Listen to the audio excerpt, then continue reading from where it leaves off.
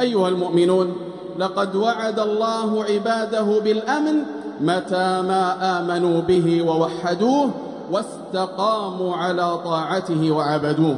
فقال تعالى: وعد الله الذين آمنوا منكم وعملوا الصالحات ليستخلفنهم في الأرض كما استخلف الذين من قبلهم وليمكنن لهم دينهم الذي ارتضى لهم وليبدلنهم من بعد خوفهم أمنا يعبدونني لا يشركون بي شيئا. فالأمن قرين الإيمان، يزيد بزيادته وينقص بنقصه ويفقد بفقده. والإيمان شرط للاستخلاف في الأرض، فمن آمن واتقى أمن في الدنيا وفي يوم العرض.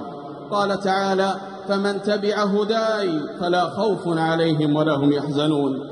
فالخوف والحزن ينتفيان عمن اتبع الهدى، فالخوف والحزن ينتفيان عمن اتبع الهدى، ويحصل له الأمن والسعادة في الآخرة والأولى، فيفوز بالمرغوب ويندفع عنه المرهوب، ويعصمه الله من الزيغ والضلالة، ويحفظه من الشقاء والجهالة.